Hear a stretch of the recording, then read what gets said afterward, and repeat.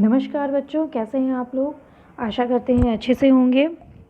हम लोग संस्कृत व्याकरण पढ़ रहे थे। उसमें हम लोग का वर्ण का चैप्टर ख़त्म हो चुका था।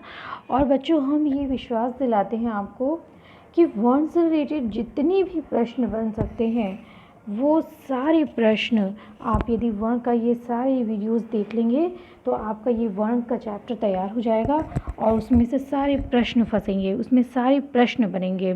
ऐसा कोई भी बिंदु नहीं है जो वर्ण के से मुझसे अछूता रह गया हो और वो छूट गया हो। उसको आप अच्छे से वर्ण पढ़ लीजिएगा। अब हम लोग वर्ण के बाद शुरू करते हैं शब्द ज्ञान।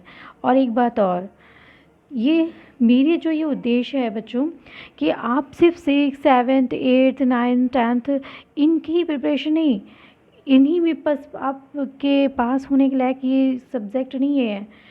इसके आगे की जितनी भी कम्पिटिटिव एग्ज़ामिनेशंस हैं उसमें आप क्रैक कर सकते हैं और उसको आप निकाल सकते हैं यदि आप व्याकरण को अच्छे से और मन लगा करके आप इसका रिवीजन करेंगे, वीडियोस को देखेंगे, तो आप 101% आप इसमें जो है सक्सेस हासिल कर सकते हैं।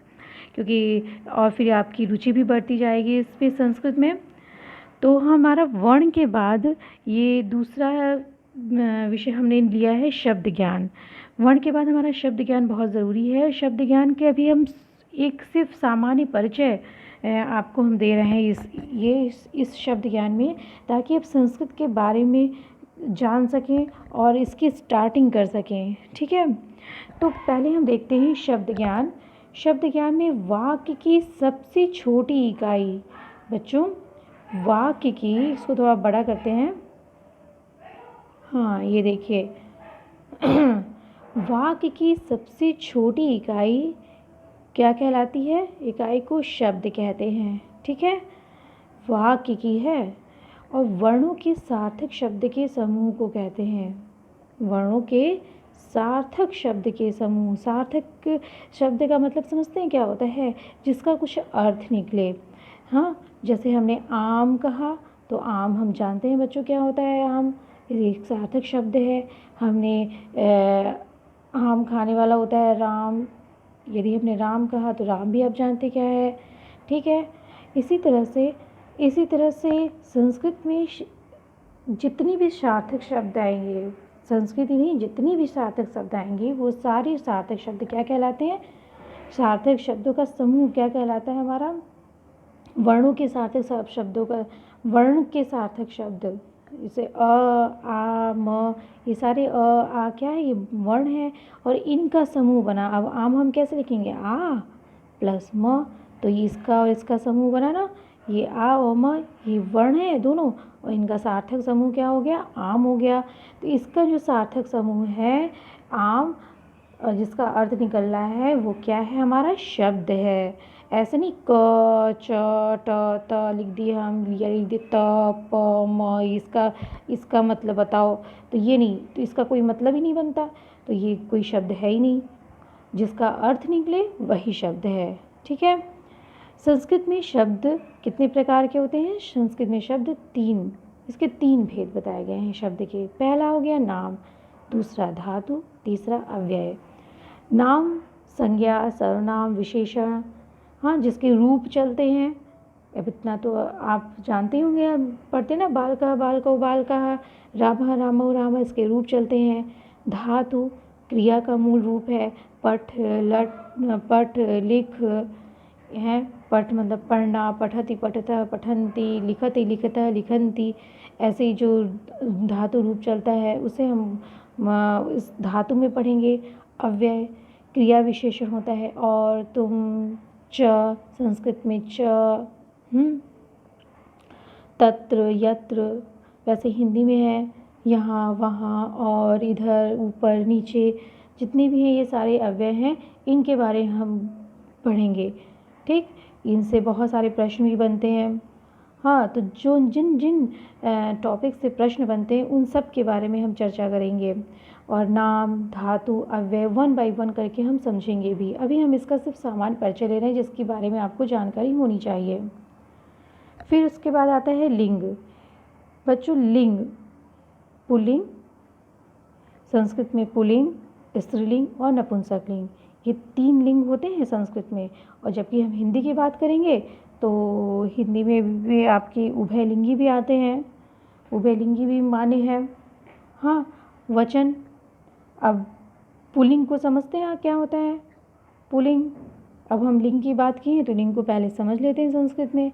पुल्लिंग, पुल्लिंग मतलब जो शब्द पुरुष जाति का बोध कराए, जो शब्द पुरुष जाति का बोध कराता है उसे हम पुल्लिंग कहते हैं। जैसे नरः, बालकः, गुरु, ये सारे पुरुष जाति का बोध कराते हैं, इस वजह से ये क्या है, पुल्लिंग है। स्त्रीलिंग, स्त्रीलिंग जो स्त्री जाति का बोध कराए उसे हम स्त्रीलिंग कहते हैं। बालिका, नारी, लता, ये सारे स्त्रीलिंग शब्द हैं। नपुंसकलिंग, नपुंसकलिंग है पत्रम, पुस्तकम, फलम इत्यादि क्या है, नपुंसकलिंग है। ठीक, अब देखते हैं बच्चों कि ये शब्द जो हैं सारे बच्चों, ये सारे शब्द हमारे ऐसे नहीं पूछे जाते हैं एग्जामिनेशंस में। इनसे प्रश्न थोड़ा सा अलग टाइप से बनता है। इनसे प्रश्न कैसे बनता है, थोड़ा सा डिफरेंट बनता है। कैसे बनता है, अब हम देखते हैं ये प्रश्न कैसे बनते हैं। इसको हम पहले बाद में देखेंगे, पहले हम आगे का पढ़ लेते हैं, ठीक है। पुल्लिंग तो आप समझ गए, जो पुरुष जाति का बोध कराए वो पुल्लिंग हो गया। स्त्रीलिंग जो स्त्री जाति का बोध कराए वो स्त्रीलिंग हो गया। बालिका, नारी, नारी, लता। नपुंसकलिंग, जो नपुंसकलिंग वो होता है जो न स्त्री हो न पुल्लिंग हो, कोई वस्तु वगैरह होती है उसे नपुंसकलिंग बोलते हैं, ठीक है। और वचन क्या है, अब देखिए वचन अब हिंदी से थोड़ा सा अलग हो जाता है। हिंदी तो वैसे हमारी संस्कृत से ही ओरिजिनेट हुई और संस्कृत से ही निकली है, लेकिन वचन हमारे संस्कृत में 3 वचन है। एक वचन, कितने वचन है, 3 वचन है, एक वचन, द्विवचन और बहुवचन है। हाँ, और हिंदी में कितने वचन हो गए, एक वचन और बहुवचन। हिंदी में कितने, सब 2 ही लिए जाते हैं, एक वचन और बहुवचन। तो वचन क्या हो गए हिंदी संस्कृत में, एक वचन को देखते हैं, जैसे नरः, बालिका, एक नर है, एक बालिका है। हाँ, और एक क्या है, फल है, और एक फल है। उसी तरह से ये देखिए द्विवचन, द्विवचन में नरौ, 2 नर, 2 बालिके और 2 फले, 2 फले। ऐसे रूप तो ऐसे चलता है, नरः, नरौ, नरः, बालिका, बालिके, बालिकाः। और नपुंसकलिंग में चलता है फल का रूप फलम, फले, फलानि। अब बहुवचन में कैसे होता है, नराः, बालिकाः, फलानि। ठीक है। बहुवचन क्या हो गया, बहुत सारे नर, बहुत सारी बालिकाएं और बहुत सारे फल।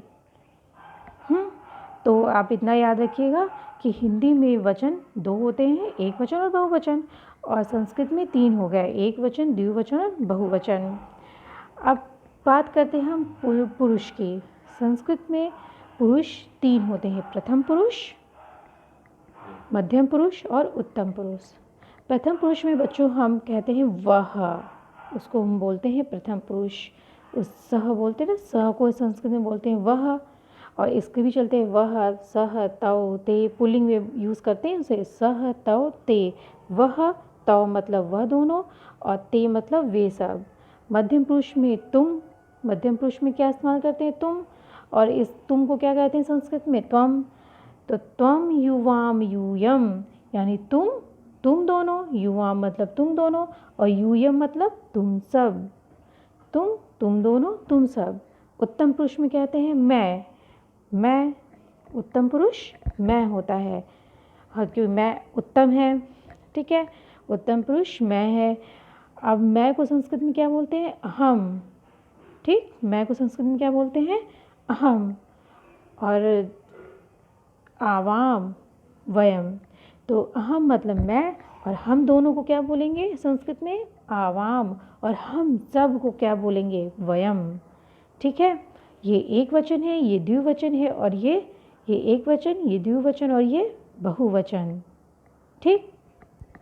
तो हमें प्रथम पुरुष, मध्यम पुरुष और उत्तम पुरुष समझ में आ गया होगा आपको कि प्रथम पुरुष वह को कहते हैं, वह के रूप चलते हैं। मध्यम पुरुष तुम बोलते हैं, मध्यम पुरुष में तुम आता है, त्वम, और उत्तम पुरुष में मैं आता है। ठीक। तो ये जो कंसेप्ट है ये आप हमेशा याद रखिएगा। कौन सा? ये वाला। ये कि प्रथम पुरुष वह, मध्यम पुरुष तुम, उत्तम पुरुष मैं। ठीक। और ये वचन कि 3 वचन होते हैं और पुल्लिंग, स्त्रीलिंग और नपुंसकलिंग 3 लिंग होते हैं। संस्कृत में और बढ़ गए हैं भाई, क्योंकि संस्कृत तो हमसे ही जैसे इसमें बदलाव होते जाते हैं वैसे वैसे जो है वो आता जाता है। हाँ, अब हम आगे बढ़ते हैं फिर, और हम थोड़ा सा जान लें संस्कृत की लिपि।